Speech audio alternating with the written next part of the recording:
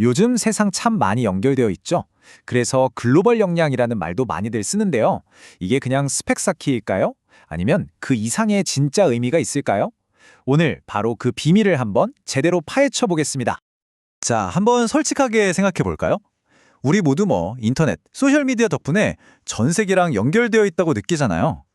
근데 그게 정말 연결된 걸까요? 문화적으로, 또 사람 대 사람으로도요? 바로 이 질문에 대한 답을 찾으려고 우리나라에서 아주 흥미로운 연구가 하나 진행됐습니다. 근데 결과가요, 와, 정말 예상치 못한 반전이 있었어요. 학생들 사이에 숨겨진 5가지 유형이 있다는 걸 발견했거든요. 자, 그럼 글로벌 역량이 대체 뭔지부터 확실히 해야겠죠.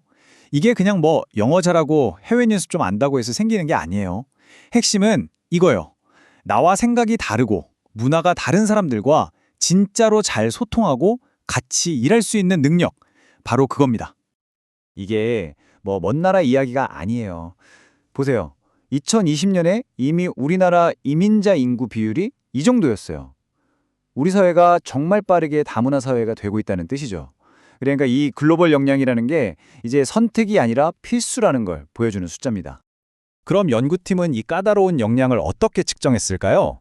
그냥 설문지로 당신은 글로벌 역량이 뛰어납니까? 이렇게 물어본 게 아니에요. 그런 건 믿기 어렵잖아요. 대신 학생들이 실제로 뭘 할 수 있는지 진짜 실력을 들여다보는 아주 새로운 방법을 썼습니다. 연구는 크게 2가지를 현미경으로 들여다봤어요. 하나는 머리로 하는 거, 사고 능력이에요. 글로벌 이슈를 여러 각도에서 이해하는 글로벌 관점이죠. 다른 하나는 가슴으로, 또 몸으로 하는 것, 상호작용 능력입니다. 문화가 다른 사람과 딱 부딪혔을 때 어떻게 대처하는지 문화 간 감수성을 본 거죠. 그래서 340명의 대학생들을 모아놓고 잘하세요가 아니라 진짜 상황을 던져준 거예요. 예를 들면 이런 글로벌 이슈가 있는데 어떻게 생각하세요? 또는 다른 문화권 친구랑 이런 갈등이 생겼는데 당신이라면 어떻게 해결할래요? 이렇게요. 학생들이 쓴 에세이나 짧은 답변을 보고 진짜 실력을 평가한 거죠. 자, 그래서 결과가 어떻게 나왔을까요? 좀 실망스러웠습니다. 전체적인 성적표가 생각보다 훨씬 낮게 나왔거든요. 이게 바로 미스터리의 첫 번째 단서였죠. 이 그래프를 한번 보세요. 학생들이 기대치에 한참 못 미쳤어요. 근데 더 충격적인 건 뭔지 아세요? 머리로 아는 글로벌 관점 점수보다 실제 소통 능력인 문화 간 감수성 점수가 뚝 떨어져 있다는 거예요. 벌써부터 아는 것과 하는 것 사이에 엄청난 차이가 보이기 시작하는 거죠. 근데 여기서 궁금해지잖아요. 점수가 낮다는 건 알겠는데 그럼 모든 학생들이 다 똑같이 못한 걸까? 아니면 그 안을 자세히 들여다보면 뭔가 다른 패턴들이 숨어 있는 건 아닐까 하는 거죠.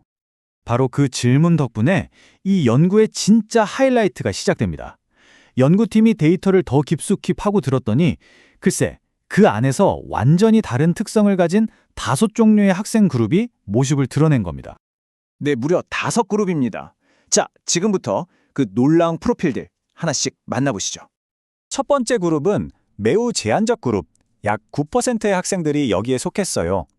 이 친구들은 쉽게 말해서 아직 출발선에 서 있는 상태라고 할 수 있습니다.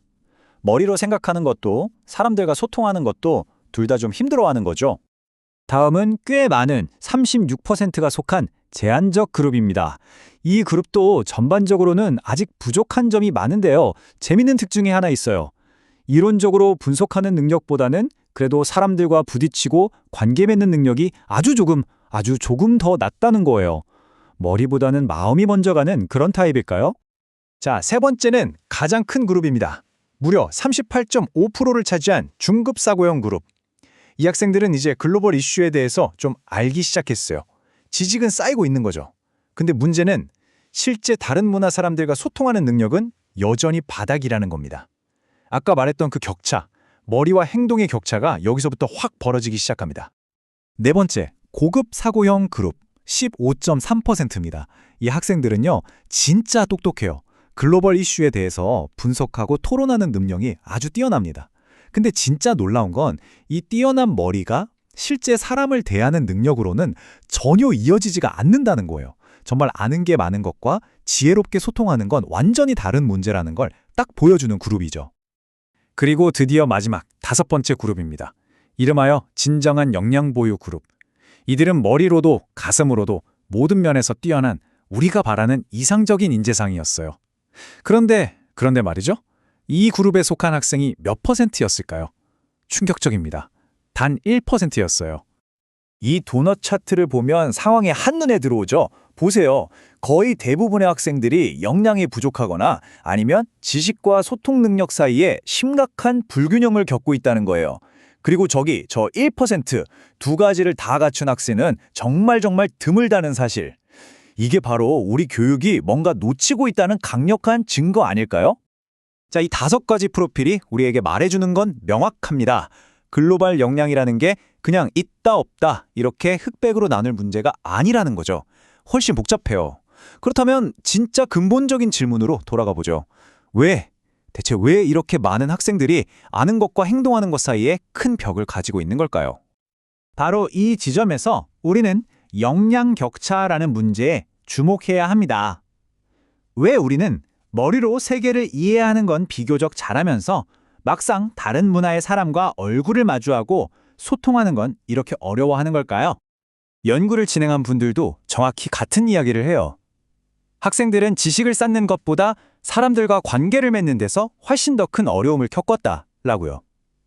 그러니까 문제의 핵심은 지식 부족이 아니라 바로 이 격차에 있다는 겁니다. 그럼 이 격차는 왜 생길까요? 몇 가지 이유를 생각해 볼 수 있는데요. 첫째, 우리는 괜히 얼굴 붉히는 걸 싫어하잖아요. 조화를 중시하다 보니 불편한 상황 자체를 피하려는 경향이 있을 수 있고요. 둘째, 학교 교육이 너무 지식 암기 위주였을 수도 있죠. 마지막으로 이런 문화 차이를 안전하게 겪어보고 실수도 해보면서 배울 수 있는 기회 자체가 너무 없었던 건 아닐까 하는 생각도 듭니다. 그럼 어떻게 해야 할까요? 이 연구는 우리에게 명확한 길을 알려줍니다. 이제 지식만 주입하는 교육은 그만하고 진짜 소통 능력, 문화 간 감수성을 키우는 데 집중해야 한다는 거죠. 학생들이 교실 안에서라도 좀 더 안전하게 실패를 두려워하지 않고 서로 다른 생각들을 이야기하고 부딪혀 볼 수 있는 그런 환경을 만들어줘야 합니다. 결국 이 모든 이야기는 하나의 큰 질문으로 모아집니다. 과연 우리 다음 세대가 세상을 그냥 머리로만 아는 걸 넘어서서 마음으로, 진심으로 세상과 연결될 수 있도록 어떻게 도울 수 있을까요? 어쩌면 이게 오늘 우리 모두에게 던져진 가장 중요한 숙제가 아닐까 싶습니다.